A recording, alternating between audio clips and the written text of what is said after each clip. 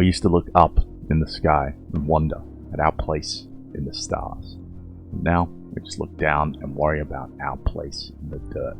That's the Australian version of that famous interstellar quote, and it kind of encompasses the whole gist of this video. Space has a lot of critics. There's a lot of people in the world that think we just shouldn't be wasting on money going to space, and it's just a waste. Instead of just talking about science, I wanted to do something a little bit different. So if you've been living under a rock, you wouldn't know that NASA is actually about to send a spacecraft around the moon. It's actually going to go further than any other spacecraft that's designed for human spaceflight in the history of our species. And I think that's pretty fucking awesome. So I wanted to make this video to try and hype everyone up. But if you didn't know, I just wanted to alert you guys, so you should check it out. So this first mission isn't what excites me though, it's what they plan to do. So the second mission will then take, Artemis 2 is going to take humans back to the moon. That's going to be friggin' awesome. And then beyond that, NASA just announced like 11 hours ago that our goal isn't just to go visit a place, it is to bring the solar system and beyond into our economic realm. I think they're trying to say that they want to go beyond Mars. So that's really exciting. So let's get into this moon base video and we can talk about it, because this could be a reality very soon. So also forgot to mention, come sign up for the Daily Dance newsletter, a free newsletter where I break down all the latest science and world news in the previous 24 hours. Send it to your inboxes every single day, and it's awesome, so you should come get involved. Completely free. Sign up in the description. And I'm building a post-quantum VPN, which is coming very soon. The alpha is being built, and it's going to be free, the alpha. So if you want to get notified when that comes out, come sign up as well. There's another link. Anyway, let's get back to the moon. How we could build a moon base today. Space colonization 1. Humans dream about leaving Earth and traveling through the galaxy. But we were born too early to be part of it. Or were we? If those religious zealots hadn't burned down all our libraries and science a couple thousand years ago, we might have already been traveling to the stars and decided to spend centuries building absolutely useless churches. I'm kidding. They're not completely useless. They have some utility. They're beautiful. Inspires us. But still, what do you think's more inspiring? A nice pretty roof on a church? Or, maybe being around in the star system with aliens and just seeing all these different sunrises on different worlds? Sounds like a hard decision to me. The reality is, we could begin our dream by building a moon base today. Let's do it. We actually do have the technology, and current estimates from NASA and the private sector say it could be done for $20 to $40 billion spread out over about a decade. When was this video made? 2018, yes. So he's factored in Elon's... The price is comparable to the International Space Station or the budget surplus of Germany in 2017. Not that big an investment, really. The payoff would be immeasurable. The moon is a sandbox to develop new technologies and exploit unlimited resources. It would start a new space race and lay the foundation for us to spread out into the solar system and beyond. It would create a vast array of new technologies. Probably debatable if it would start a new space race. A lot of people argue, that was kind of something that shouldn't have happened. Like, we jumped ahead of, in terms of what we were capable at the time. We sort of reached well beyond what we should have been capable when we went to the moon in 1969 because of, these chance events like what was happening between the Soviet Union and America. Whereas, if that hadn't have happened, how much longer would it have taken for us to get to the moon? Could have been quite a while. But because we decided to go, that's what really pushed our technology ahead. We'll talk about maybe later all the technology that come out of it. But without that technology, it's really kind of amazing to think about where we might be today if we didn't do that. It could be a very different world. Fit us on Earth, and we would all be part of it. So why aren't we doing it? Well, sadly, because there's too many stupid people in the world. It's hard to get governments interested in long-term investments in the future of humanity. Let's imagine just doing it. If we start today, how would we build a moon base?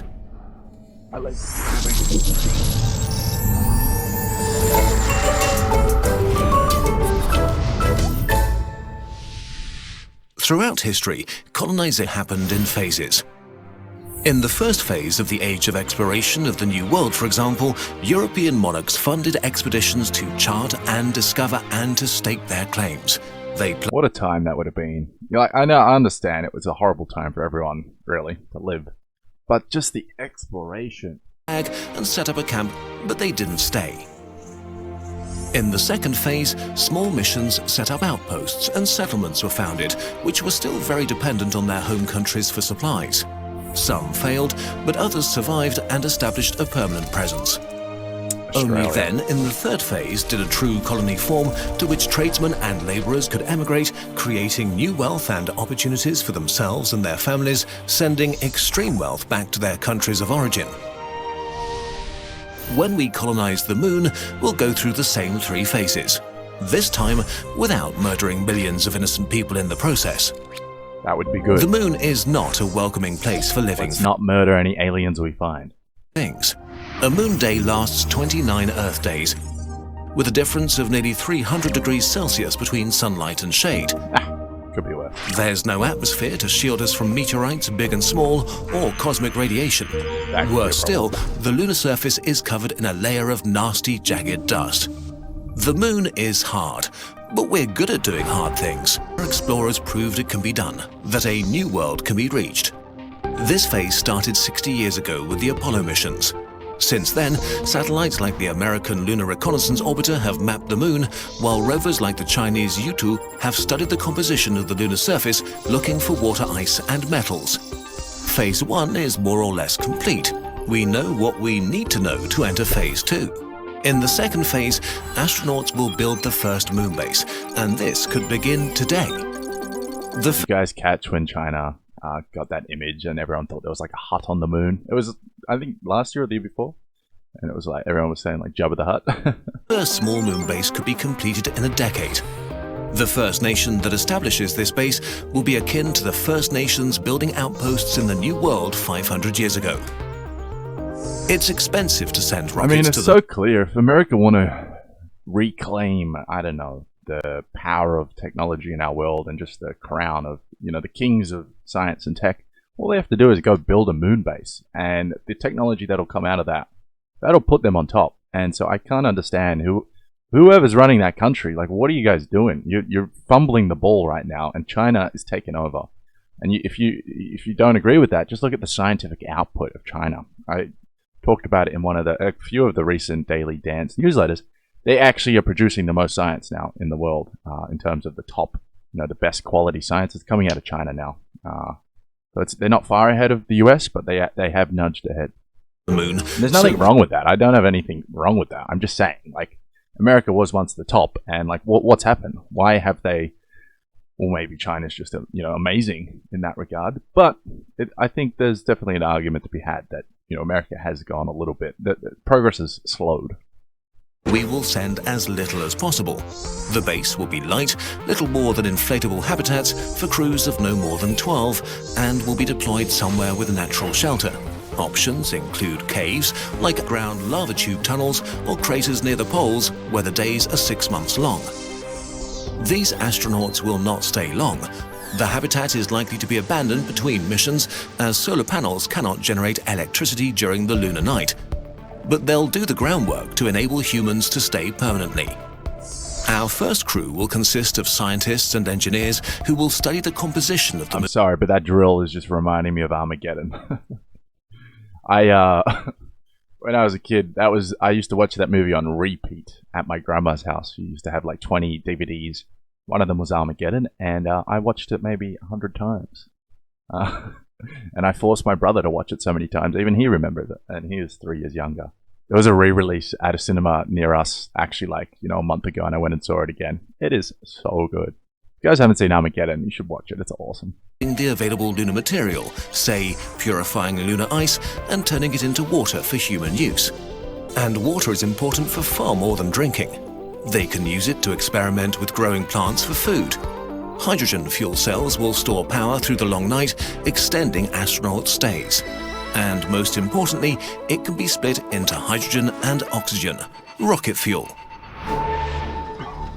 By harvesting water from the moon and putting it into orbit, the moon base will supply an orbital depot where scientific missions to Mars and the outer solar system can refuel. Compared to the Earth, it's much easier and cheaper to get things off the moon into orbit. Colonizing Mars may mean starting from the moon. But this isn't a true colony, not yet. The base will be abandoned if funding stops. If we want our base to grow into the third phase, into a true colony, it must become self-sufficient, supporting itself via exports to Earth. I don't know about you guys, but it makes me really sad that, our world, our species can't come together and each country chips in a little bit of money and we have an international moon base, maybe even a Mars base. It really wouldn't be that hard to do right now. But for some reason, no one wants to do it. It just makes no sense. Makes no sense, my friends. These people, we need to educate more people. That's the answer. Now, private contractors arrive, looking to get rich off lunar resources and support services.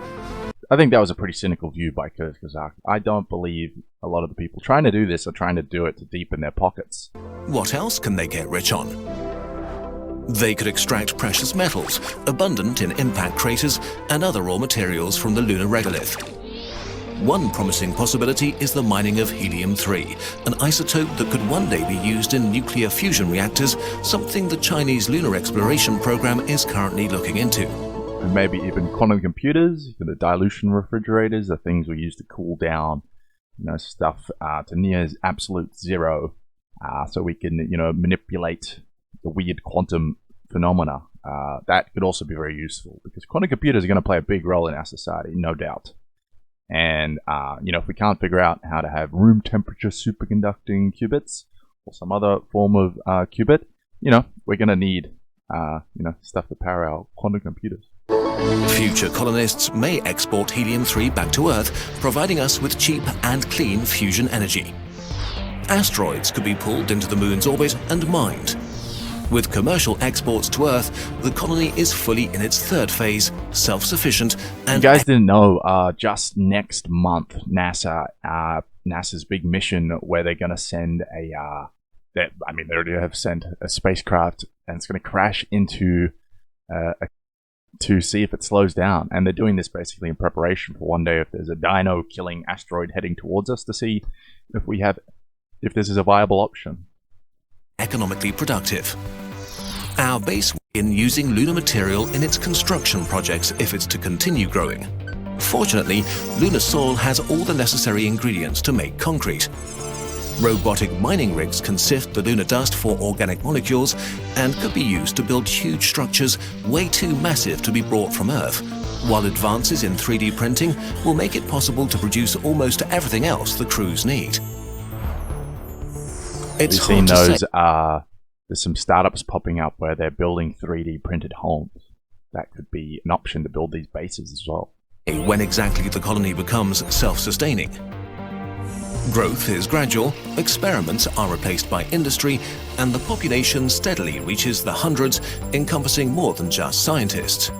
Engineers, pilots, and contractors representing countries and corporations will be present. I don't think it would just be scientists initially anyway. I think there would be, a lot of engineers, of course, and some other people.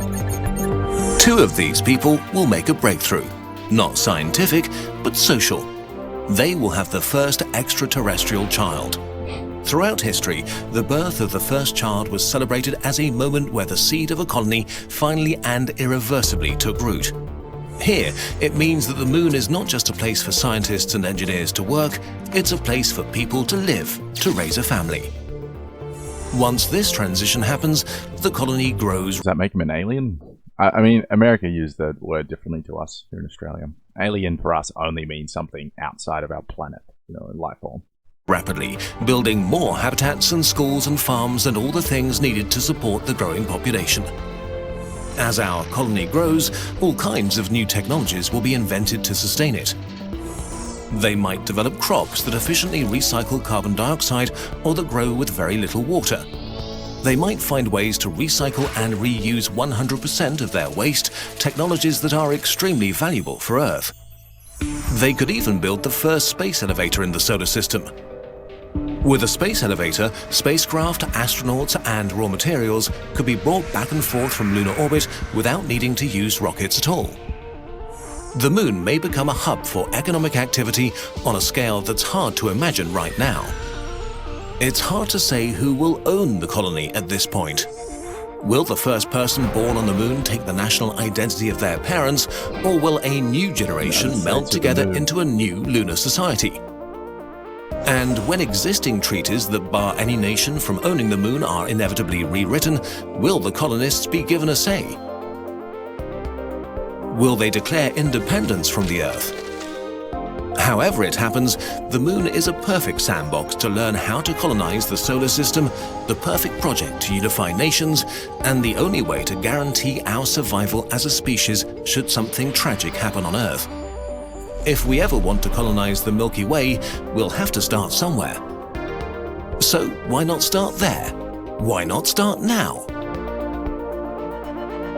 Go ask the government.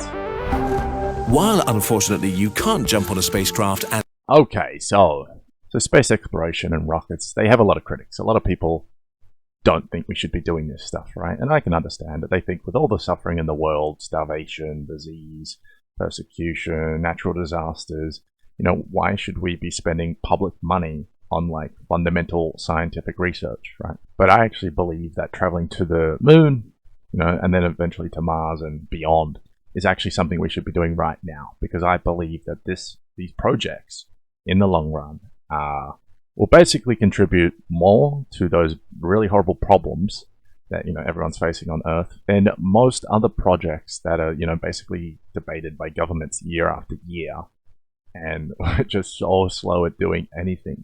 So let me give you this story which demonstrates all of this perfectly, and it's supposedly a true story, right? So about 400 years ago there lived this count, right, in a small town in Germany, and he was a very nice count, and he gave a lot of his money to the poor, right, in this town at least. And so everyone loved him for that, because poverty was everywhere during medieval times, and the plague was around, which was just killing a lot of people. And so one day this count met this weird man, and he had this laboratory in his place, and he worked hard during the day. So he every evening he could spend a few moments in his laboratory working on whatever he was doing. So he was grounding small lenses from pieces of glass, right? And he mounted them in tubes, and he used those gadgets to look at really small objects, right? So the count was extremely interested by the small little things you could see, the creatures that you could see with the magnification, which he'd never seen before, right? So he then invited this strange guy to move to his castle, to become part of his household, and just so he could spend all his time working on this optical gadget, right, as like a special employee. Then all the people in the town got really mad when they realized that the count was spending some of his money on this stunt without any real purpose, right? And they complained, we're suffering from this plague whilst he's paying this man over here for this useless hobby. But he kept paying him, and he said something like, I give you as much as I can afford, but I'm still going to support this guy and what he's doing, because I know that someday something might come out of it, and something come out of this work, right? And similar work done by other people around the world. The microscope, right? And it's well known that the microscope has contributed more than any other invention to medicine and its progress, and that the elimination of the plague and many other diseases all around the world are pretty much have come from studies that the microscope made possible, right? And so this count, by reserving some of his money for research and discovery, contributed way more to human suffering than he would have just by giving all of his money to this plague-ridden community. And so the situation of our world right now today is still pretty much the same. And there's the fact that it kind of changed the way everyone looked at Earth, because we got those beautiful pictures of Earth just floating there in darkness, and everyone was like, okay, this thing's pretty fragile. We're living on this thin little crust of this tiny little world in blackness. And so this space exploration essentially holds up, a mirror in which we can see ourselves, but it also provides us with the technologies, the challenge, the motivation, and with the optimism, I guess, to attack the problems we're facing with confidence, right? So I think, we should look to the future with concern, but also with, great hope. That'll do, my friends. Hope you enjoyed. I'll catch you next time.